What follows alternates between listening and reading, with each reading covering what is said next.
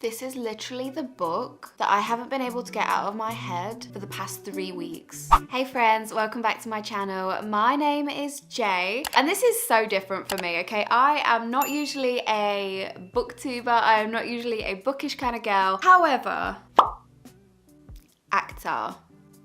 I know! So I'm usually a horror girl. I haven't read a fantasy book for about 10 years. Oh God, that's sickening. When you realise how old you are. And I thought it would be fun to read this one.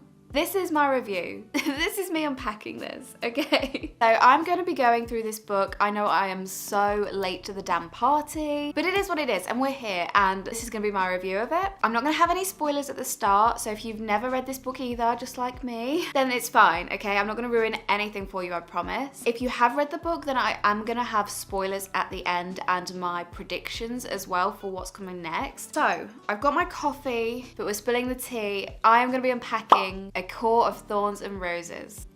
And I thought it would be best to do this in a video because I've been itching to talk to somebody about this, and nobody that I know in real life has read it. So I'm relying on the internet to give me a thumbs up, to subscribe, leave me a comment, just show the love, okay? Please. It's been driving me nuts.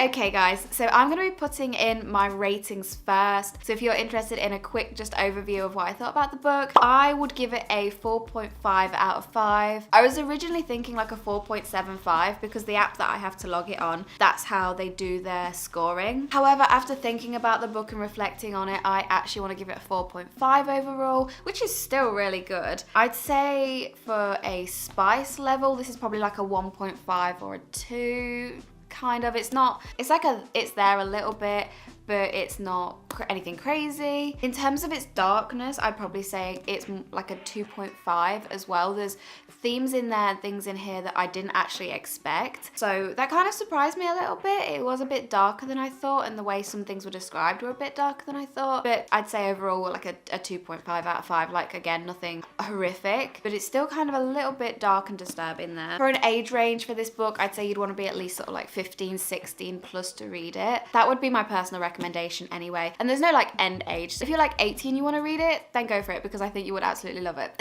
Okay, so a little bit of a backstory. A Court of Thorns and Roses is a novel by Sarah J. Maas. Now I think this came out in 2016, so I am very late to the party with this. I think the franchise Court of Thorns and Roses has about 5 books, but then I think there's a whole universe which is maybe a different story. It's part of the same universe as this, and I think there's quite a lot of books if you look at them as a whole. This is the first one. I bought it not knowing anything about it at all, not knowing anything about the franchise. I didn't even know any of the characters' names, which I think in today's day and age with how popular this has been, that's good going, okay? But I've heard that this book is very much like Marmite. You'll either love it or you'll hate it. I have personally been obsessed with it. I cannot get it out of my head.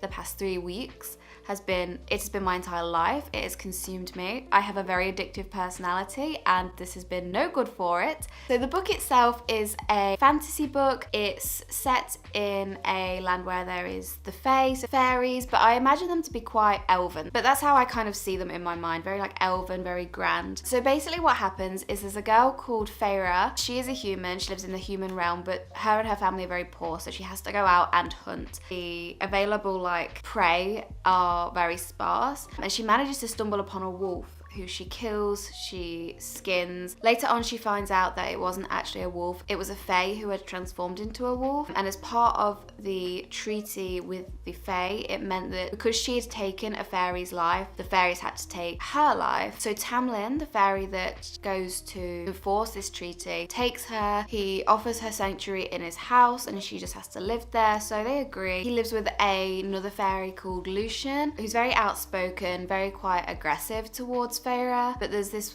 very strange tension between her and Tamlin. Tamlin doesn't seem to want to harm her, but she can't understand why she's being given sanctuary. There's a lot of her fighting back throughout the book. There's also a blight on the lands, she later finds out. So this blight has cursed Tamlin and Lucian. So they have masks stuck to their faces. They have to wear them all the time. And this blight is affecting other things. And Feyre is very concerned about how that's actually going to affect the humans when it goes over to human side of the world and what it's going to do to her family. There's a lot going on here. There's a lot to unpack in terms of like how she feels abandoned by her family, how she had to support her family, but then how she's also been taken away. And I'm not going to say too much about the ins and outs of what goes on in the book because you'll have to read that for yourself if you haven't read it. But it is a young adult romance, so there is romantic themes. It's all still very confusing because there's something going on that we're not 100% sure about. Like, we find out the same time that Feyre does about all of the things that are uncovered and the mysteries that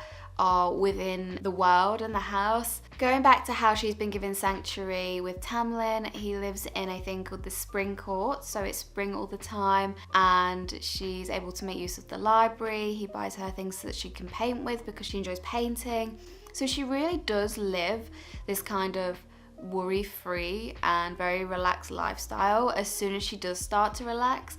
I think she always holds out hope that she will be able to return to her family, or she'll be able to save her family. I mean, Tamlin tells her that they're very well taken care of, but obviously she doesn't know this for sure. And in terms of the characters, I find them all so lovable. I think Lucien is fantastic. I think Feyre is very likable. I like her fire, I like her fight, I like her perspective on things. I cannot stand Feyre's family. I hate her sisters and I hate her father. I just think they are so toxic. They are just no good at all. Obviously we've got to have characters we don't like, so it's not the end of the world. Oh, and then we come to Tamlin, and I don't know what it is about this guy, right? And it's going to be so interesting watching this back after I've read the other books. Tamlin, there's something about his way that just gets me, and I think it's because, like, I'm such a sucker for romance. I think if you're romantic to me, that's it, I'm yours. Like, oh my god. You know, like, I would fall at your feet. I am a sucker for romance and feeling wanted and adored, and that's how he presents himself. That's how he really tries to carry himself. He really tries to flatter and woo Feyre, and he is just so, there's just something about him for me, you know? I don't know what it is. And it isn't a fairy thing because I don't find Fae, or I don't find Elven, that kind of person. Like, I always think about like Lord of the Rings and The Hobbit for me. Like, this is how I imagine these characters. I like just really ethereal, really gorgeous, and like just perfect in every way. That doesn't do it for me, okay? I want Thorin, I want Samwise Gamgee, you know? I want the rugged man. But there's something about Tamlin that just, I don't know what it is. And I'm a sucker for doing this as well. I will take the person's first kind of like love interest, their first kind of like attraction, and I will stick to it. And because I'm a loyal person myself, if anything goes against that, I feel immediately betrayed. So I don't know, there's just something about Tamlin that gets me, okay? I don't know what it is. It's gonna be interesting watching this back, like I say, but I find him divine. I think he is so romantic and nice. So because this is spoiler free, I'm really trying to be good with how I describe it. So I would highly recommend this book. If you haven't read it before, I would definitely recommend it. I think that it surprised me how much I enjoyed this, and it surprised me how much I cannot stop thinking about this goddamn book. If you haven't read it, definitely give it a go. A lot of people say they struggled with it. I think a lot of people get about halfway in and then can't do it. There's a lot of build up, I would say. There's a lot of obviously setting the scene. It's the first book, so it's kind of gotta introduce the world to us, introduce the characters to us. And I think that's what some people struggle with, and I think some people struggle with the romance arc of it. But then it does, like the last, I don't even know how many chapters, like maybe 3, 5 or less chapters, honestly, goes down. It goes down. So much happens in the last part of this book. And that's something that I didn't actually like with it. I felt like the ending was very rushed. It felt very rapid. It didn't feel very emotive. The whole start of the book is very emotional. It's very emotive. There's a lot of different feelings, and it's very slowly paced. You know, it's building up to it. It's all these small things. It takes its time. The end just feels so fast. And I don't know whether it's because I read it fast, because I just really wanted to finish it and know how it ended. Yeah, it just felt so fast for me. I feel like we didn't get enough information. I feel like I could have just kept lapping it up, I think, and I think I could have just kept reading a bit more, and I wanted a bit more of what the first part of the book is like. So yeah, that's something that I didn't actually enjoy very much. And another thing, I didn't enjoy the ending. Now I'm doing it without spoilers, so I'm not going to actually tell you what I didn't like. If you are curious, then watch past when I say. Yeah, I didn't enjoy the ending. I did not enjoy how things came about, and I didn't enjoy the main thing that happened. It just wasn't for me. So was I a little bit disappointed by the ending? Yes, it felt quite anticlimactic. Even though it was the round off, it kind of finished everything up. It kind of felt a little bit, you know, like a little bit of a flop for me. I don't really think it was predictable. I didn't know what was going to happen throughout the book. I was always kind of surprised, but I'm also one of these people that doesn't usually think far ahead anyway, so I don't usually try and guess what happens because I don't want to spoil it for myself. So final thoughts about this book. I think it is a really intriguing and captivating romance fic. It's definitely different, and it's definitely not something I would usually reach for, but I have been incredibly surprised by it. I am so gripped onto this series now. I can't go now and read the second book. I need a break because it's consuming my brain too much. I need to have new information going because all I can think about is this, okay? And all I can think about is Tamlin. It's so embarrassing. He's not even real, god damn it.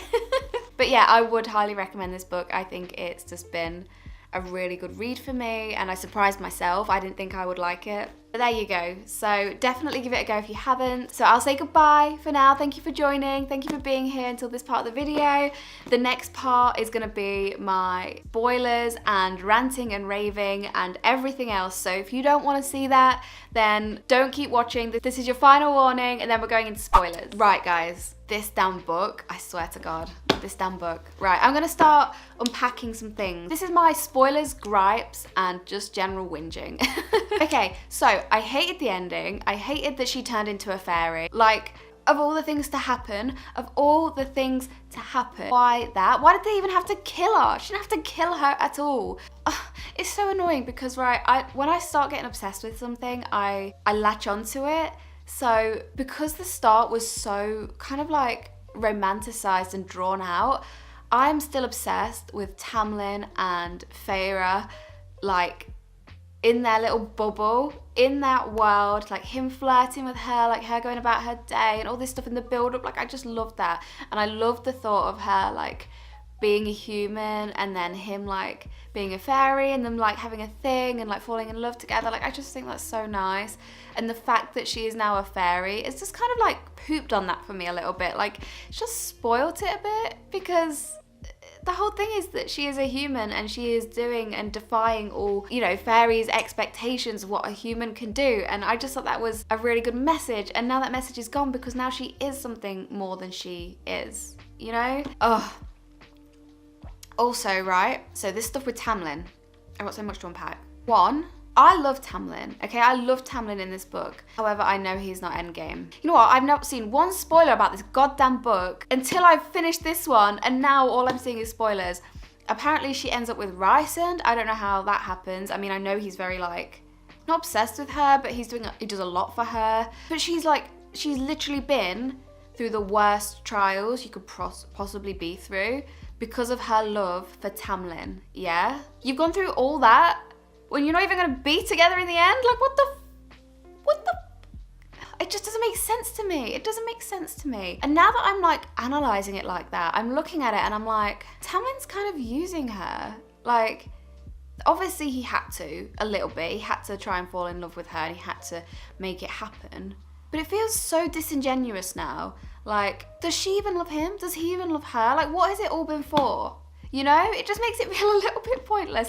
And I'm sorry for ranting and raving, and I do really enjoy the book, but it upsets me that they aren't going to end up together. Because why?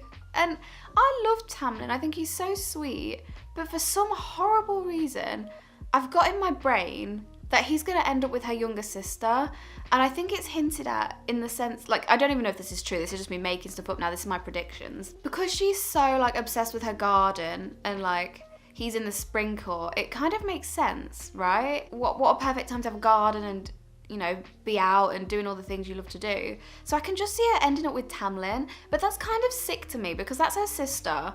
So I don't know. Like, it's not even true, but I'm just envisioning it in my mind, and I don't want to, because the whole thing was about Feyre and Tamlin, and now I just don't know what's the truth, you know?